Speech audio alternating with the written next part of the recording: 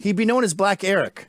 So you didn't confuse him with White Eric. Don't confuse him with And that was the only time his identity mattered, was so you didn't confuse his name. Tucker Carlson got in shit for, they dug up some old clip of him saying, when I was young, you were just, if your name was Derek, you were Derek. If your name was Mike, you were Mike. We didn't even go beyond that. Yeah. We didn't know what their politics were per se. We were just busy like fucking, going swimming. Yeah, there were other things to do than argue about politics with people. It didn't define you, and now it defines you. I think we're back in the 50s. Oh, my God. We're in the era, it's Revenge of the Hurt. We're going to have rumble seats soon and fucking switchblades. Oh, would that be great? The Jets and the Sharks.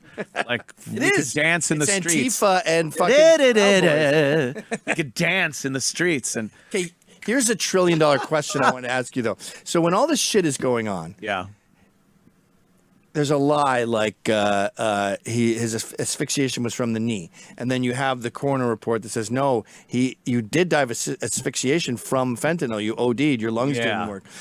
We're in a unique situation where when someone says that dumb lie, you can put that up there. Or when they say a dumb lie, like most mass shooters are white. You go actually, and then you have a picture. And you show them all. Yeah. So in a way, that's a good thing about social media, because you can nip all these lies in the bud. But on the other hand, I think, does that even help? Like, do people change their fucking mind? Bud, the good part of social media being nipping into the bud is the bad part of social media is it never would have come to a bud in the first place. Like that seems to be the way that a massive amount of people can get misinformed. And the fucked up thing is the social media companies have decided they're going to be the ones that say this is true, this is false. The false ones have to get wiped out, and we'll keep the true ones up there, when in essence it's completely the opposite.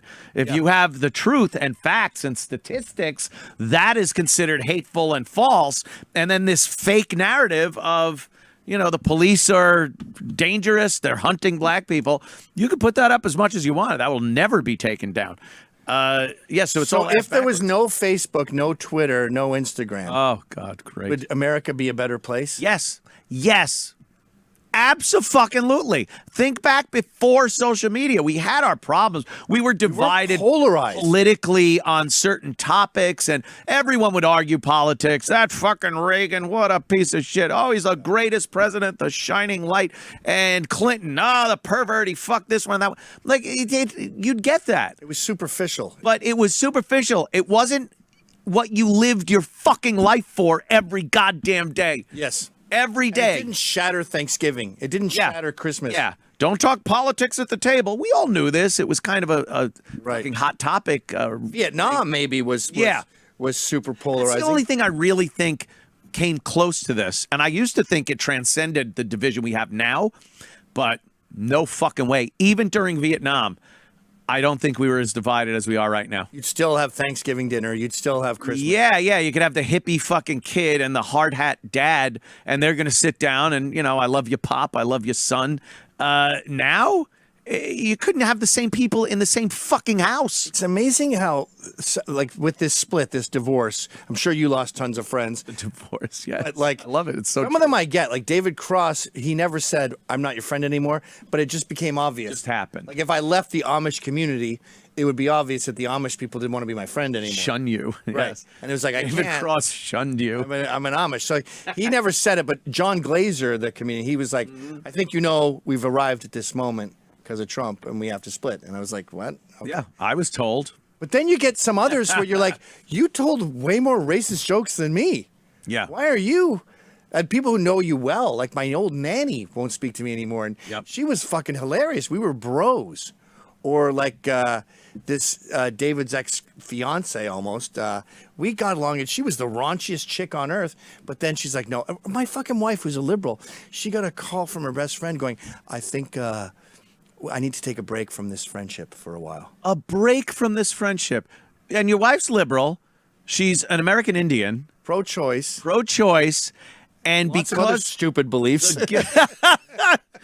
But because of the guilt by association factor of her being your wife, she got to take a break from the friendship. And I'm like, so wait a minute. I texted her, actually. I had her number back from when we were friends. And I said, so what do you want her to do? Divorce me? Yeah. So my kids don't have a dad now in the name of justice. She would probably think that would be healthier for the family. So you've added good to the world by shattering a family? Yeah. How is that good? I've had comics that obviously it's kind of the unspoken part and the spoken part. I've had the unspoken where comics that I used to have on all the time just disappear. You don't see them. And for people to go, who, what? Look at the show. Yeah. See who hasn't been on, and you'll figure out who the fuck it is. You haven't had Patrice on in forever. Patrice is one of the biggest motherfuckers ever. That motherfucker will not do my show. He doesn't return any of your calls. No, not one call. And I've heard from other people, there is no fucking way he would do my show. I know. You guys were like this. So I noticed he cut you out of his documentary. He cut me out of his his autobiographical documentary. Patrice, if you're watching this right now, grow up. Thanks, Patrice. Fucking some comics come on, some don't. I actually reached out to one of them, or had E-Rock reach out to one of these comics that used to go on the O&A show all the time. Very funny. Loved having him on. And haven't heard anything back yet. So E-Rock's like, maybe you could text him and stuff. And I'm like, yeah, but how far am I going to go? Like trying to, hey, could you please do my show? Like, I don't give a fuck. Like Opie. Pleading to do Joe my Rogan? show. Did you? Yeah. Joe, I thought we were bras. I thought we were brother mans. I live near a beach. Oh, God, so embarrassing. And then he's trying to get, there was some Paris Hilton blow up. She was talking about how badly we treated her in the O&A days. I saw that, 10 years recently, later. Yeah, 10 years later it comes up because she's in her 40s now, and, she's still going, that's hot. It's not. It's fucking... So you got Opie is going, hey, come on my show. We could talk about it. Right. Oh, because he really just wants to hash it out. It's not that he wants Paris Hilton or anybody of note to be on his show. It goes back to what you're saying about shame. Like, have some shame. Have some shame. I would never, when Joe Rogan canceled my shows and deleted them from his Spotify, I just went, all right, well, fuck you. The last thing I'm going to do is be like, Joe, can I come on your show? You got to spin around with your phone. Can I discuss, Joe, man, brother man. Can I come back on your show? That's a tough nut. 100 million. Oof. And then Spotify tells you to take them off, and you go. I thought it was only 10 million. He got 100 million? He got $100 million from I would Spotify. kill me if I was him. Yeah, that's why I was just like, there's 100 million. Eat Gavin Mcinnes' entire family. Now, the good news is you have a month to break them into small bits and deep fry them. Right. You can eat it with rice. Done. So, I'm like. But I hate how he talks about how I'm Mr. Free Speech. I'm not censoring anything. I'm leaving some of my faves on YouTube, and then I'm going to bring them over later. Yeah. It's like, just don't lie. Don't even discuss it. Just when Milo and I come up, just drop it. Actually, there was a ton that were killed. Some of them were with like liberal dudes, but Joe said something bad about trans or something. And they have to cut that out. Yeah, Joe has his opinions, and I don't think. I think the vast majority of them are fine, but there are some that don't jibe with society's bullshit thoughts right now. He's a normal human being. He has our basic, he has our politics. Of course. The trans issue is his transgression was talking about an MMA dude. What was it, Jamie Foxx or whatever? Yeah, that Fox something, just pounding a woman, pounding her. Yeah, I boxed a woman recently, and it is fucking disturbing. How easy it is. Well, she's in great shape. She's like 20, and they're all like, "Oh, you got Julie today, Gavin, in sparring," and I'm like, "Oh fuck!" And then she takes my "oh fuck" as like I'm scared, so she's doing this like, "Hi." Oh no, trying to like taunt you. I can't let this stand. No, of Can't course. be like not. Gavin's scared of Julie. So we're in the ring, and you're just basically when you fight a girl, which should never happen, but you just block and you let her. Right, that's what you do. Hammer you, which I would do Bite her hand. Unless I get this, hi, your worst nightmare has arrived. So for like 4 seconds, I just wailed on her.